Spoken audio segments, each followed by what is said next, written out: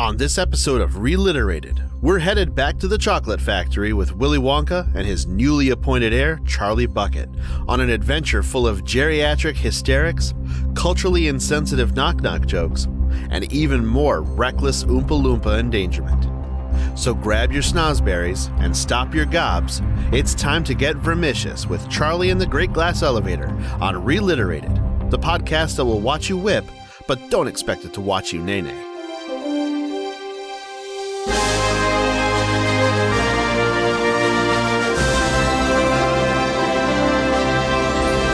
Welcome to ReLiterated, the lowbrow book club of three grown-ass men reading the children's books popular in the 1990s, but with 2020's hindsight.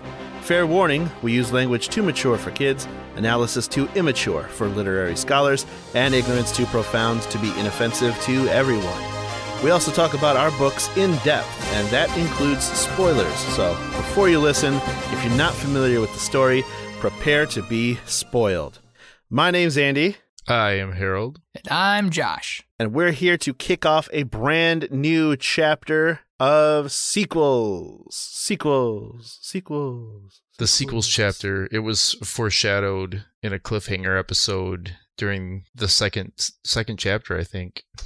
Yeah, something like that. I mean, we foreshadowed this episode at the end of Charlie and the Chocolate Factory, where we talked about coming back to do Charlie and the Great Glass Elevator, and here the fuck we are. We are doing Charlie and the Great Glass Elevator. We have revisited the evil man, Roald Dahl, to see his whimsical, beautiful book. The steaming pile of shit known as Roald Dahl, yes. The trashiest piece of trash that ever fought for the Allies in World War II. I mean, we're not positive, but he's up there. He's definitely up there, so... Oh, the women he seduced for God and country. In his line as a super spy. Look it up. And see, while doing research for this episode, there are a lot of videos, and none of them talk about how just terrible of a person he was. They don't talk about it at all. Well, yeah, because they want to wash that part out of it because he's long gone, and his works are. I mean, I agree with you that people should know, but I find that when you tell people something awful about a person that they love, they tend not to care. This is true. He has written a lot of favorites, a lot of childhood favorites. Yeah. I mean, I remember reading this book when I was younger, but I don't know that it was popular among kids to read. Charlie and the Chocolate Factory, I read through school, but The Great Glass Elevator, I know I looked to get that book because I wanted to see the rest of the story. Right, and I remember it back then being a big old pile of nothing, and it kind of turned out to be somewhat of a pile of nothing in today's world. Yeah, I didn't remember anything about it. And even while reading it this time, it never at any point did anything click like, oh yeah, the Vermicious Canids. When I heard that name, I had heard that before, and I knew that either I heard it here or somebody else had said it, but I don't know why anybody else would be referencing Charlie and the Great Glass Elevator. Yeah, I don't think I read it as a child. I remember reading Charlie and the Chocolate Factory and a bunch of the other ones, BFG, The Twits, again, was one of the first books I read, like chapter books I read as a child, but I do not remember reading this, wanting to read this, or anything like that. I cannot even tell you, like, if any character, like, has an arc in this book. Like, what lessons is Roald Dahl trying to say? I mean, we should probably get into it, and we can summarize the book in, like, less than 30 seconds of what actually takes place. Yeah, we can easily do that. I felt there were lessons, but yes, a quick summary of the story would be at the end of the last book. We remember that the grandparents and everybody, the parents, Charlie, Grandpa Joe, and Wonka were all in the Great Glass Elevator, and they were taken off going up. This one starts with them still going up. Of course, something goes amiss. They end up in orbit. Apparently there is a space hotel. They dock with the space hotel. When they get up there, there's an alien force on there. They have a back and forth, or alien creatures. They go have a back and forth with the president.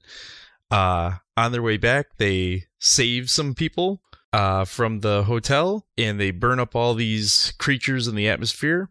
And when they get back, the grandparents don't want to get out of bed because they're too old.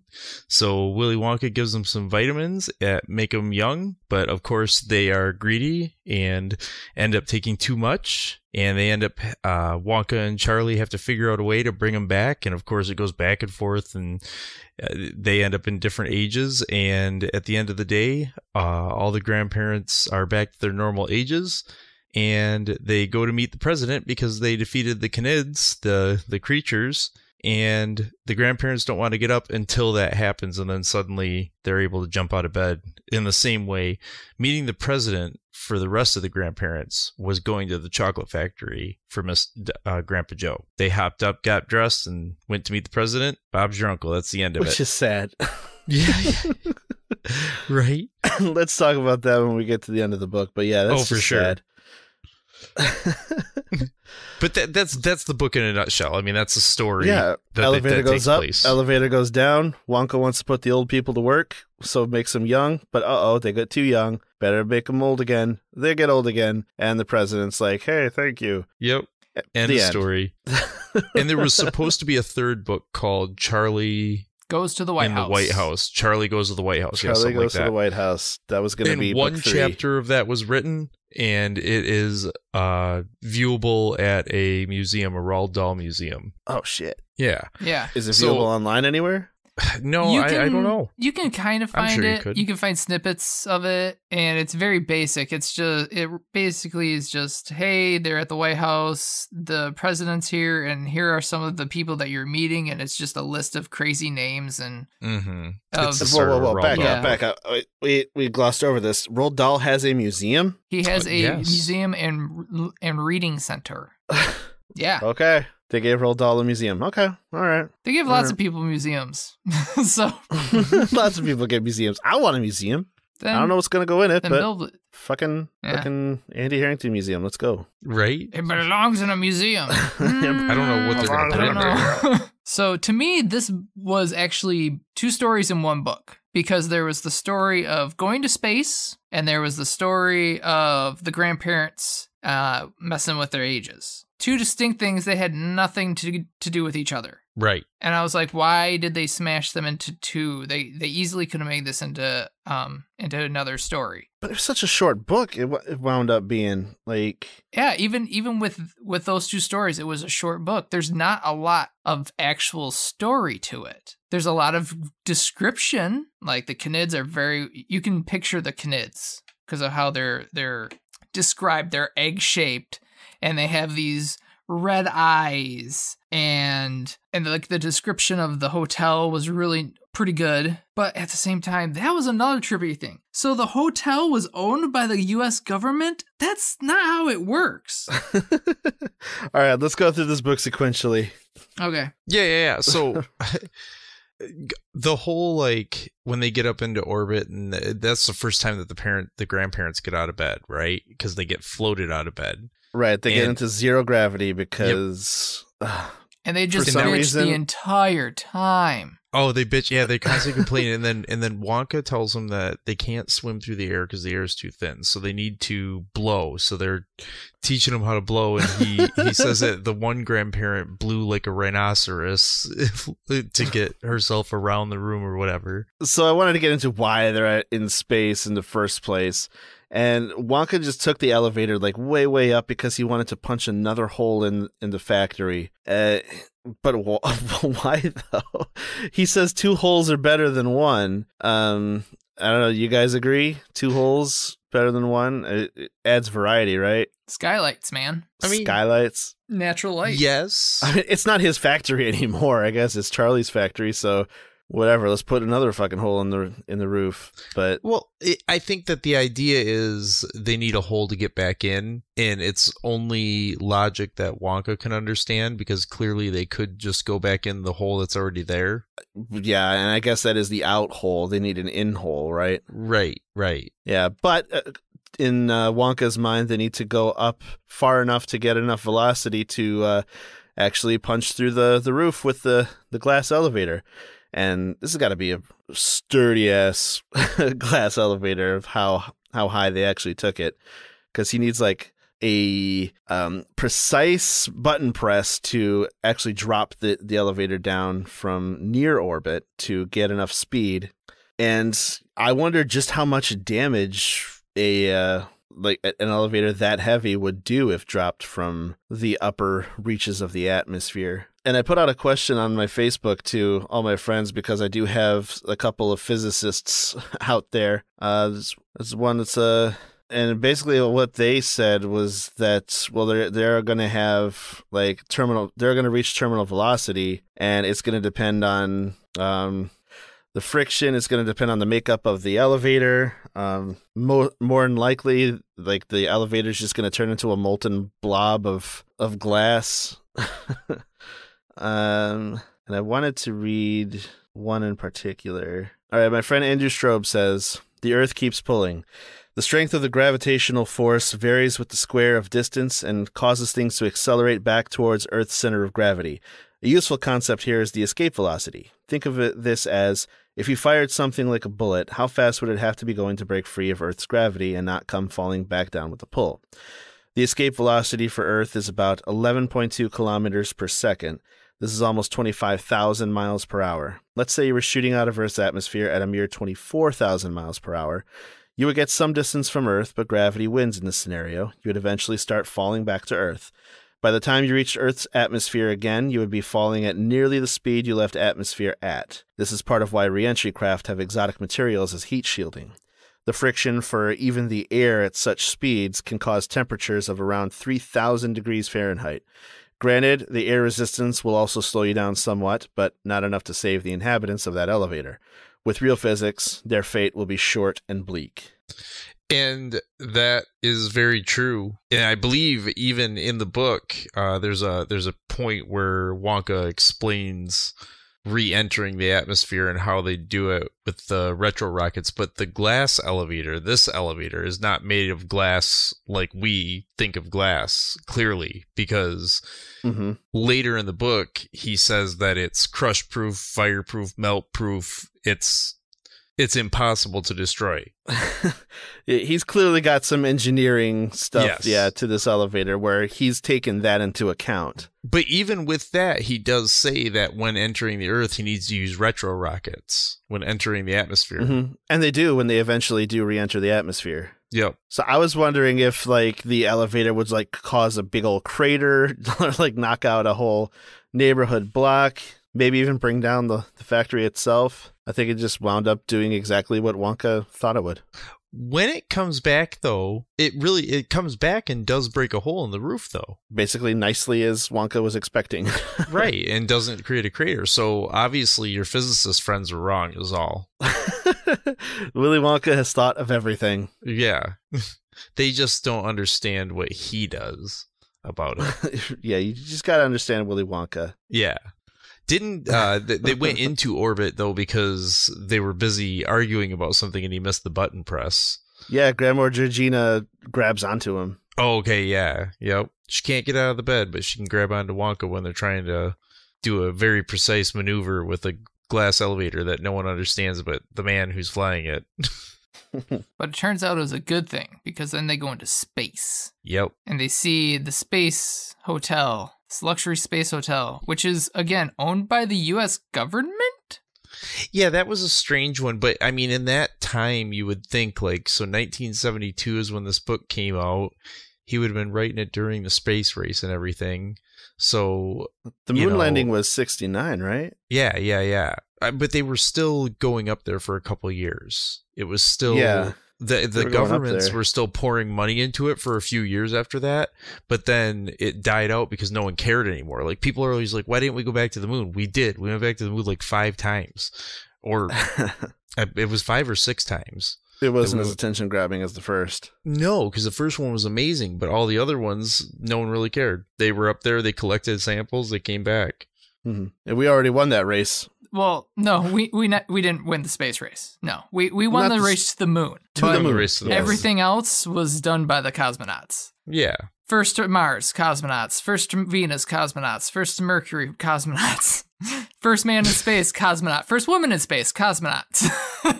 We didn't win the race. We won the race to the moon. That was it.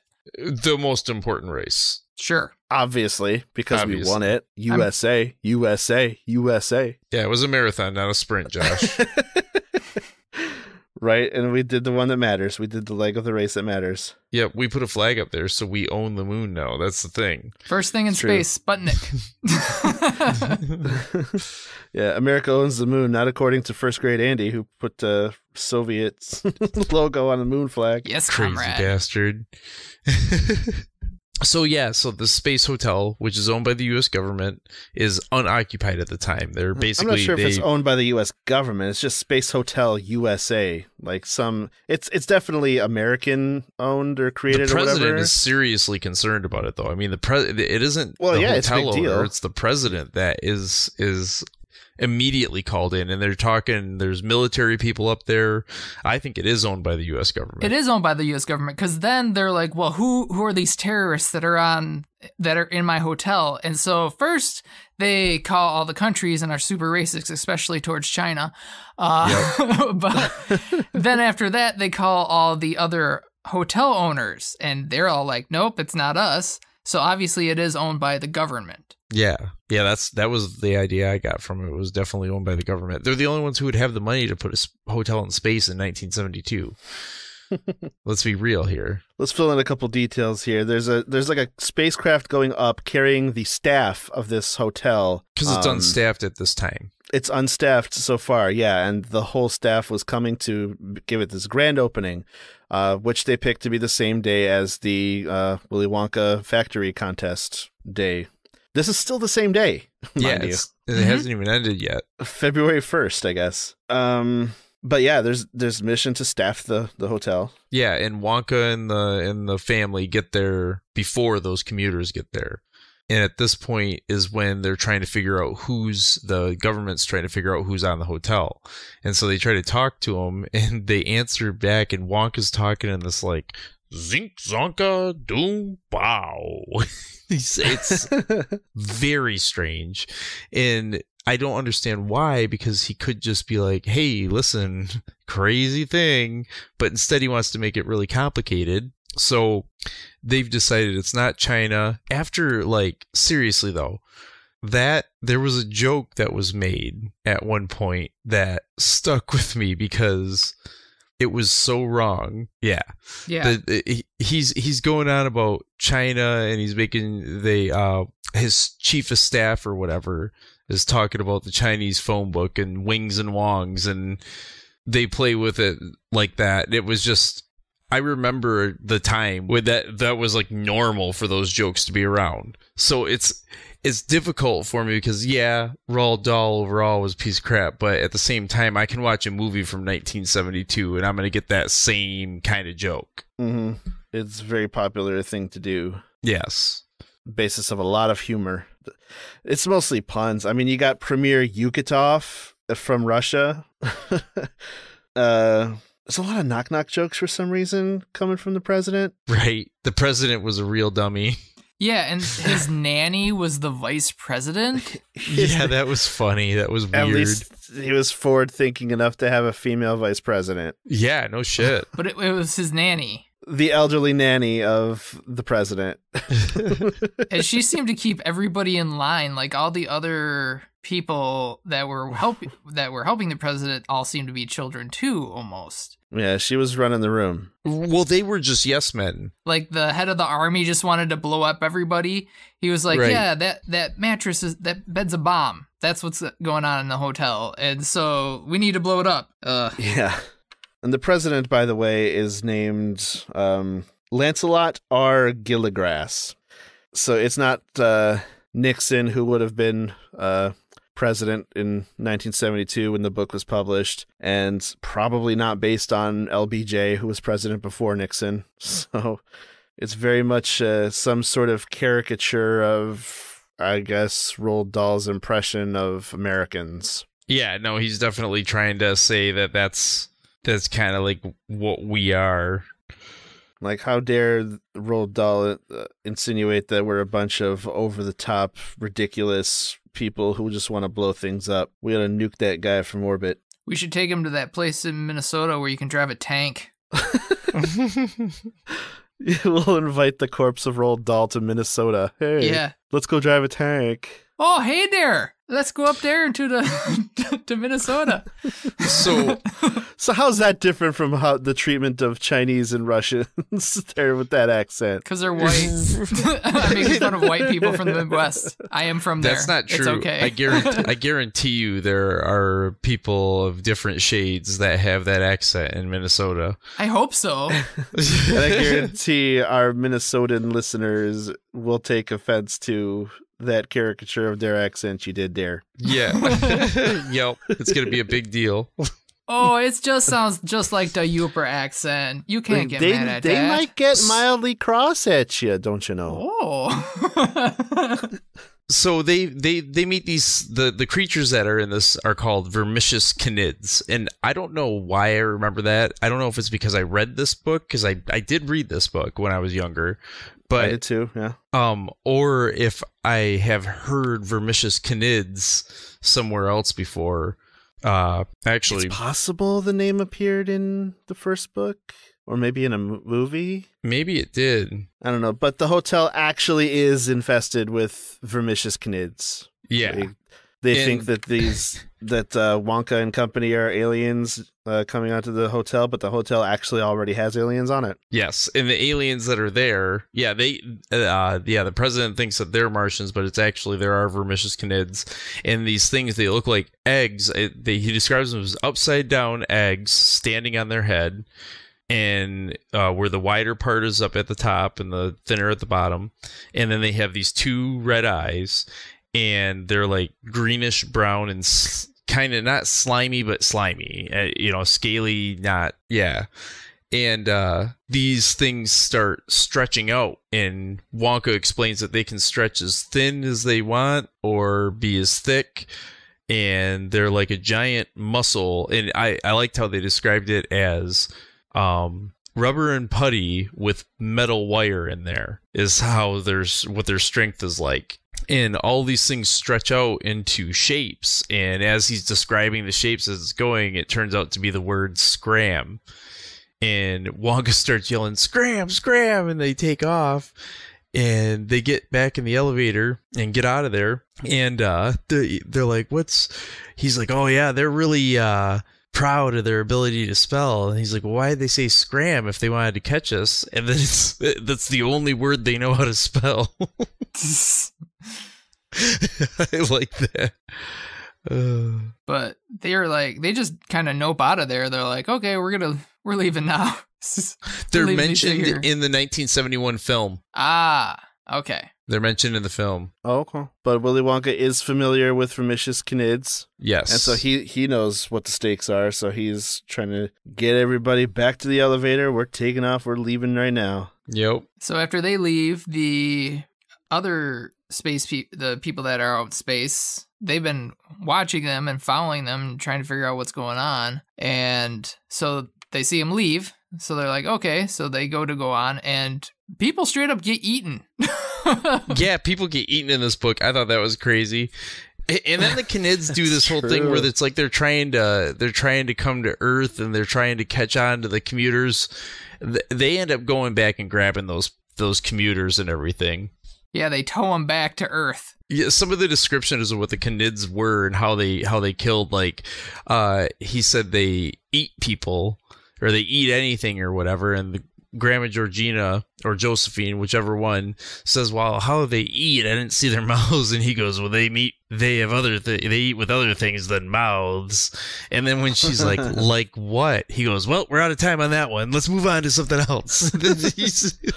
He does pull that whole verbal trickery or whatever on people trying to talk to him. Yeah, ask him tough questions. "I must be deaf." Yep. Just changes the subject quickly. I get deafer and deafer.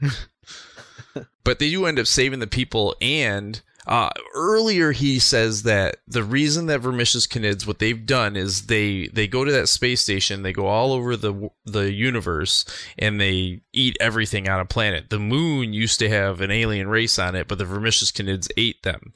As did Mars and Venus. As did Mars and Venus. The reason they haven't come to Earth is because they can't get through our atmosphere, and they burn up on the entry. And so He says that shooting stars are really vermicious canids burning up in the atmosphere. Yep. Shooting canids. They're actually shooting canids. Grandma Georgina says that's crazy, and he says, who knows, by the end of the day, you might see it yourself. And then, of course, at the end of the day, they rescue the commuters, and they get attached to by the canids, and he ends up dragging the canids into the atmosphere, and he burns them all up. So that was of course, an interesting way to take them out. That was the big rescue.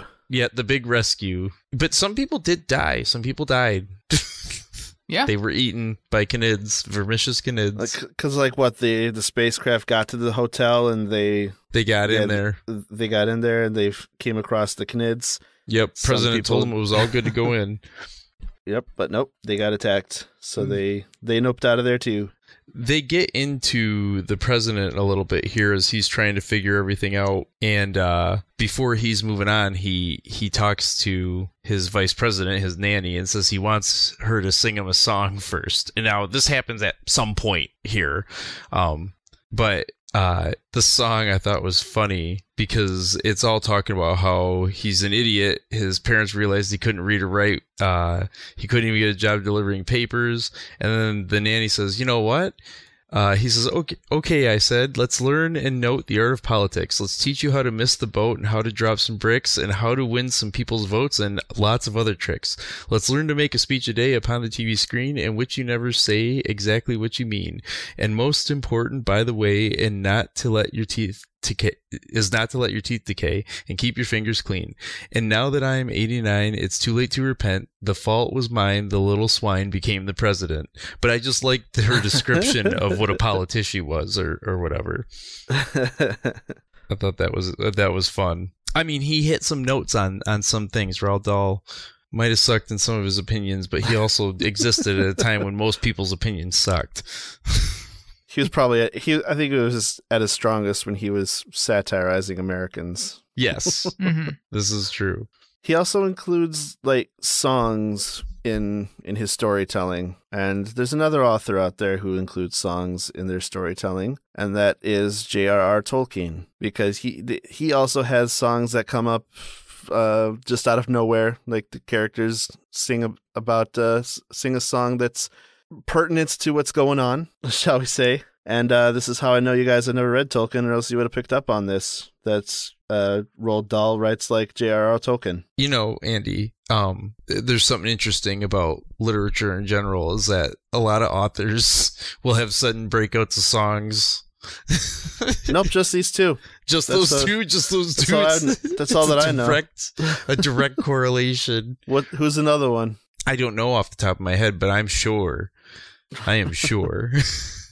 Nope. Stephen King. Stephen King puts songs like that the characters make up by themselves and start singing about what's going on. He absolutely does. He does it in the Dark Tower series. Or does he just on the Dark Tower series? Yep. So he's also writing like Tolkien.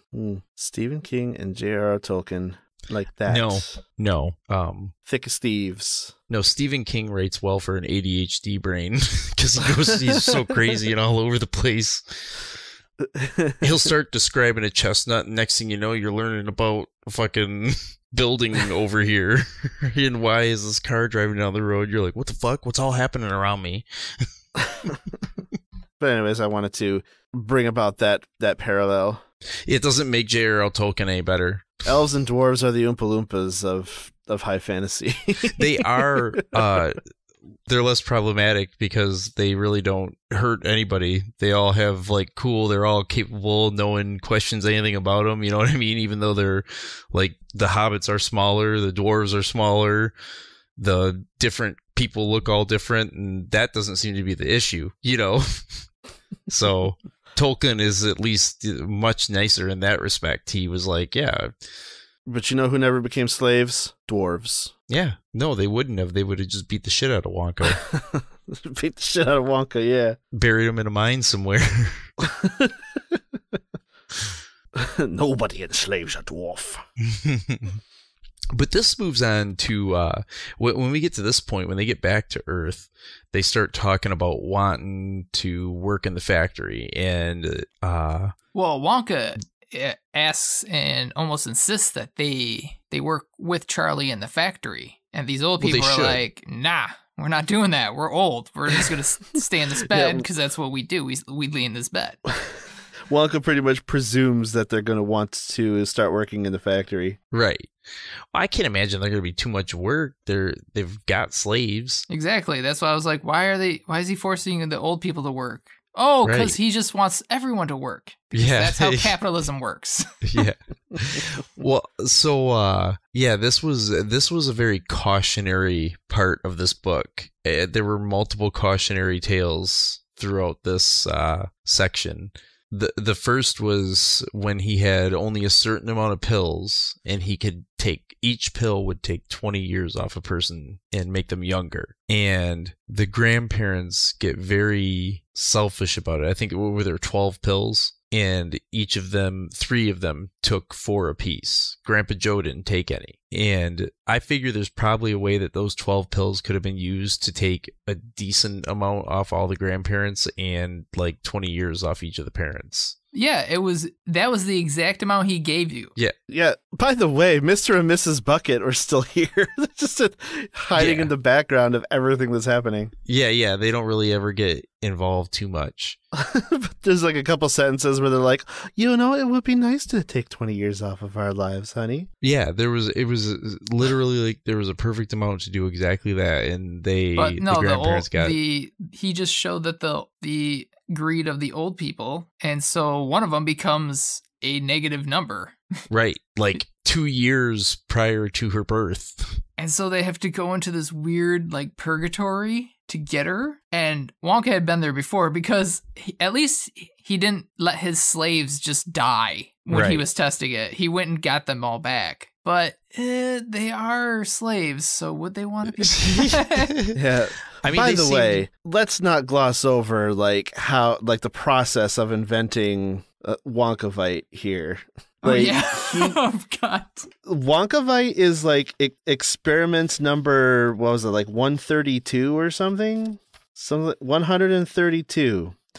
In the process of making this final formulation, like 131 before that, like Wonka would like pass a pill through like a glory hole in the wall to a quote unquote volunteer Oompa Loompa who would just take it, just without any preamble, knowing what it is. Like there's always like a volunteer Oompa Loompa on duty to take whatever pill passes through that hole in the wall. Yeah, Oompa Loompas are into that. They're into pill popping through glory holes, huh? Yeah, I think they don't understand what's going on. What if these quote-unquote volunteers are actually the criminal Oompa Loompas? Ooh, and that is their penance, is they have to test out his products. I don't know. It's reading into it. Yeah, it is. See, that's reading into it a bit too far. Yeah, just a little bit, Josh. Hey, if Harold can do it, so can I. There's a B story here. Yes, the B story. The criminal underground criminal Oompa Loompas, literally underground because Wonka's factory is underground. These are the Squid Game Oompa Loompas with nothing to lose. Yo. They'll just take whatever pill comes through that hatch. But they do end up getting her back, but Wonka gives her some spray and he hits her with too much and she ends up being like 328 years old. Yeah, she remembers the Mayflower. Right. She remembers going on the Mayflower. She retroactively remembers things that she did not take part of. By being aged that much. And it was all versed in American history too. Did you notice that? It was. It was. Grandma Georgina is apparently American. I think that the whole group of them is American, at least in the version that we got. Yeah, was there like a English version with like English history that happened in those 300 some years? It was published by two different publishers. It was published by an American publisher and then published later by a British publisher. Right. So I don't know if there is a change, if he changed up who it was. Because she's like remembering the Mayflower, and she's remembering Lincoln and the Civil War. Yeah, once they give her the what was it? Because it was basically just the opposite of. It was Vita Wonk.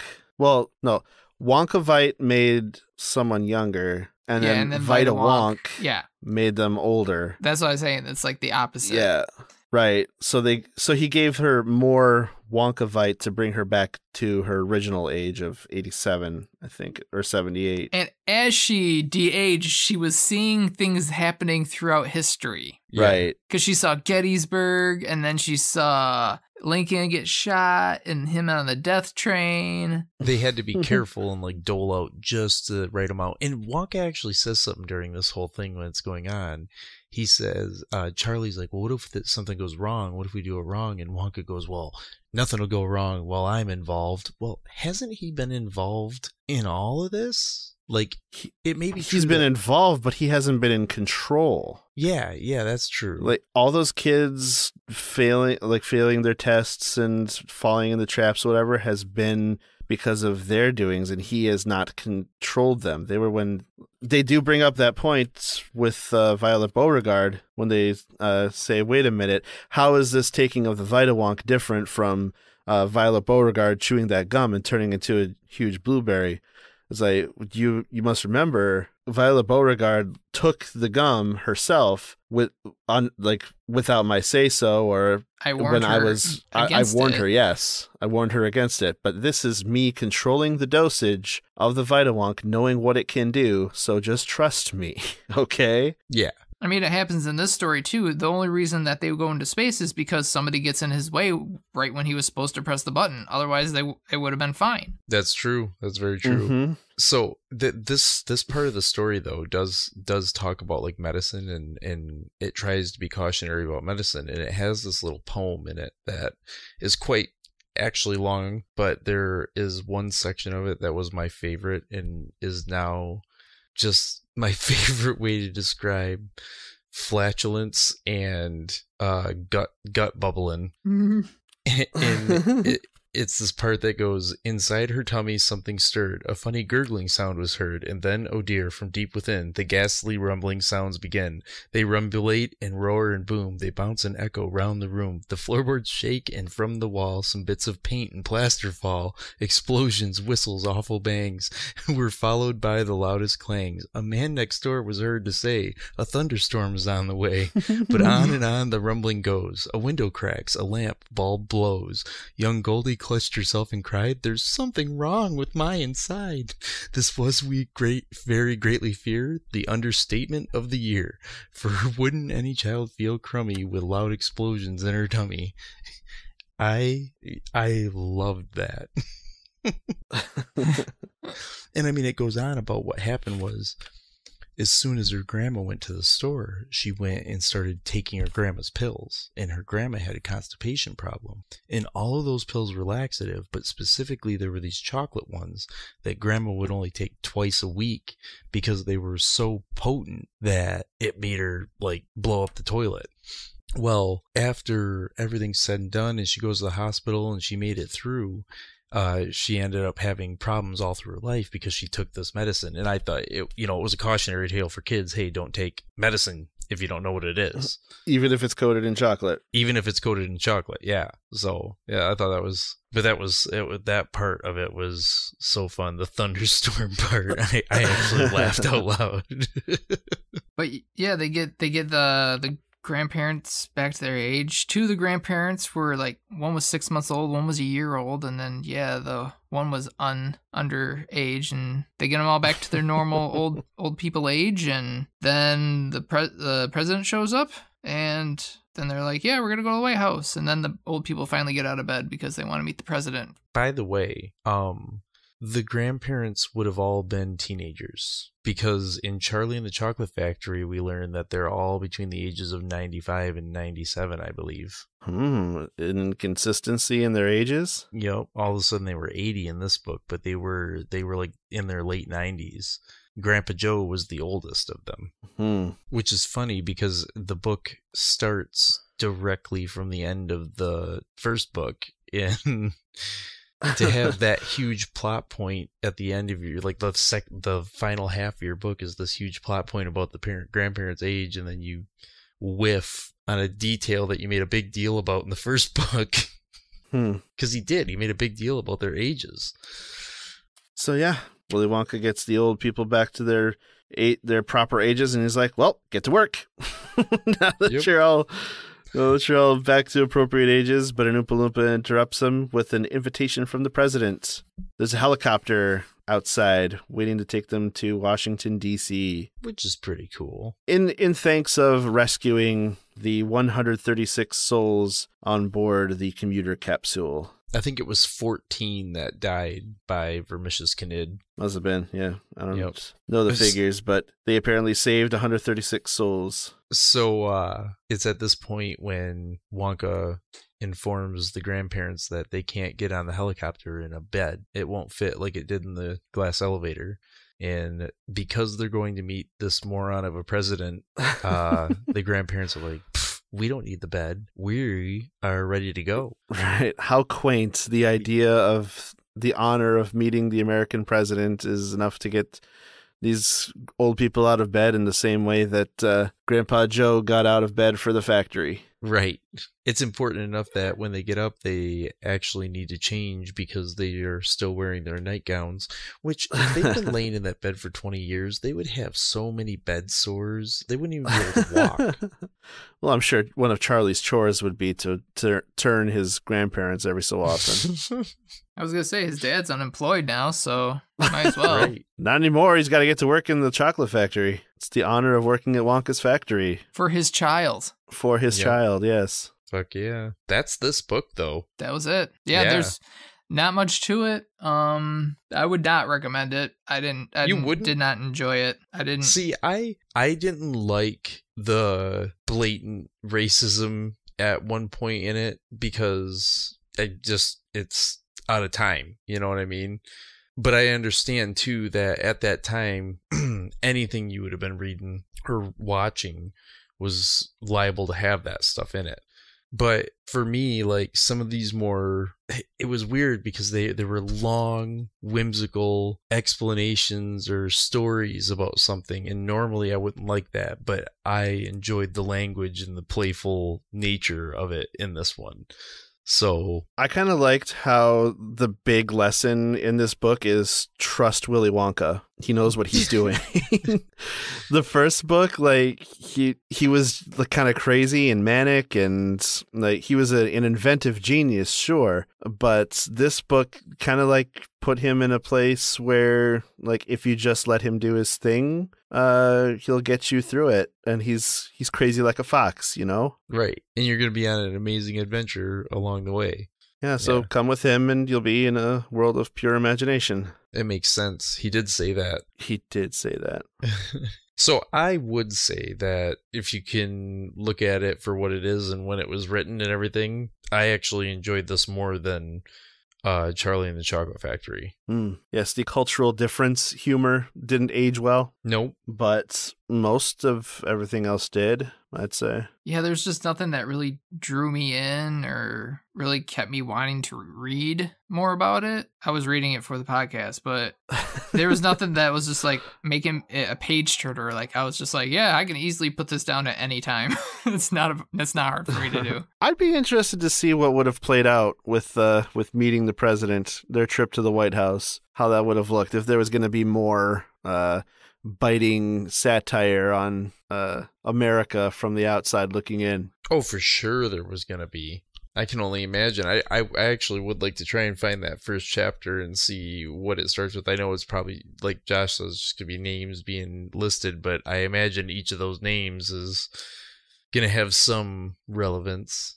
No, like I say, I found an interest in just some of that more poetic tongue in this book. It was fun. It was fun for me at those points, and it didn't belabor fat people. And... It didn't. It did less. But he did the racist thing at the beginning, and it was like, god damn it, because he really didn't belabor anybody other than that, right.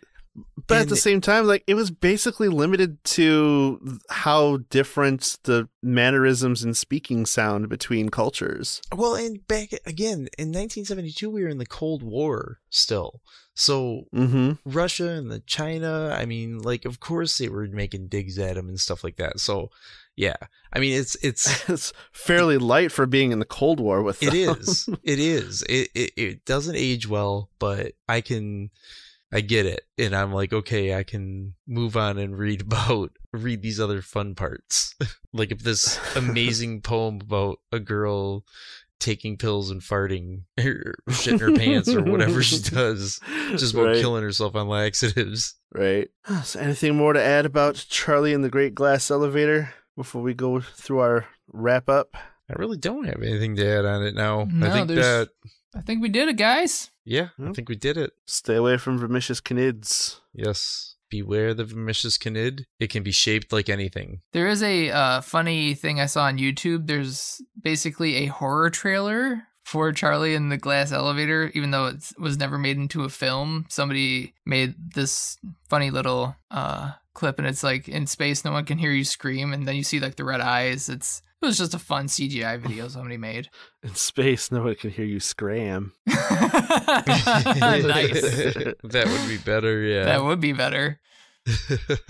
But yeah, post it. Oh yeah, I can put it on the Reddit. Post that shit. So big thanks to my friends who chimed in on the elevator question. Yeah, no, that was cool. That's Yes. actually cool to have somebody who understands physics answering something like that. However, I think we should try and see if we can't get them the stats on this glass elevator. It might actually change physics. Yeah, I don't know. It basically ignores physics. Is what it does.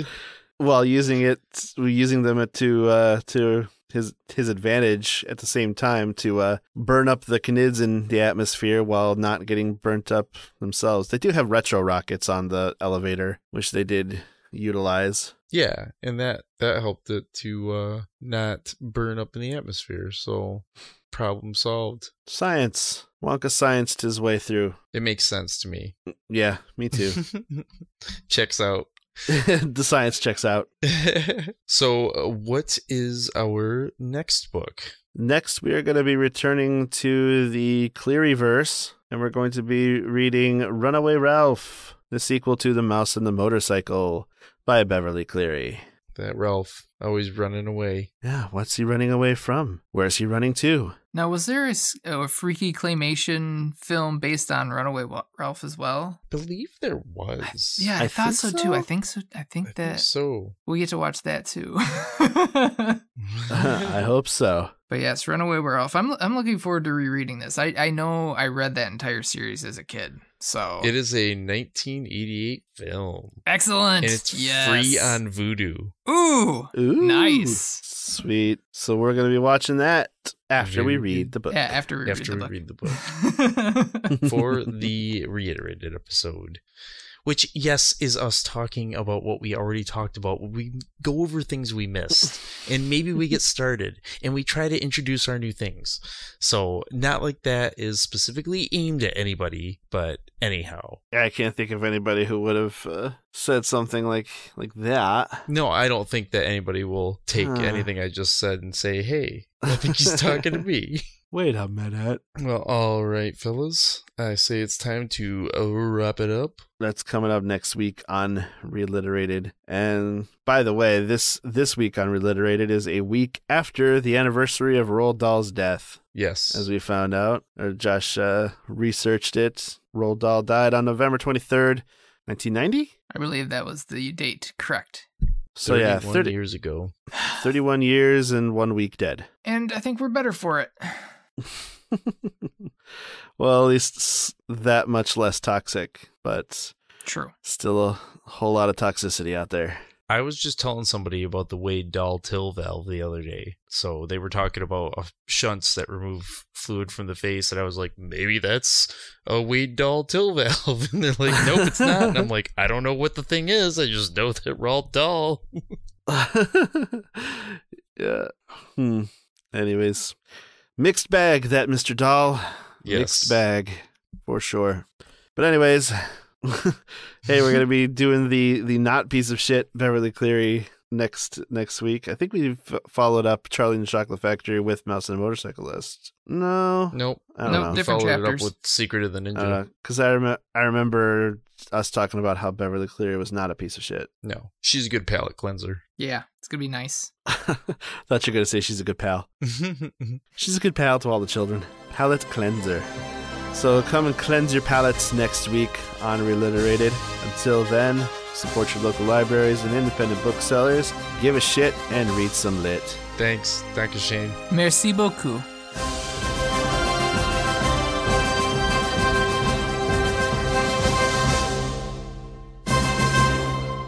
This has been ReLiterated, a production of the Chocolate Milk Friends. If you enjoy our show, please consider giving us support by subscribing, recommending us to your book reading, podcast listening, 90s nostalgia enthusiast friends, and rating and reviewing us on Apple Podcasts and Audible Podcasts. Those go a long way towards getting us in the ears of new listeners.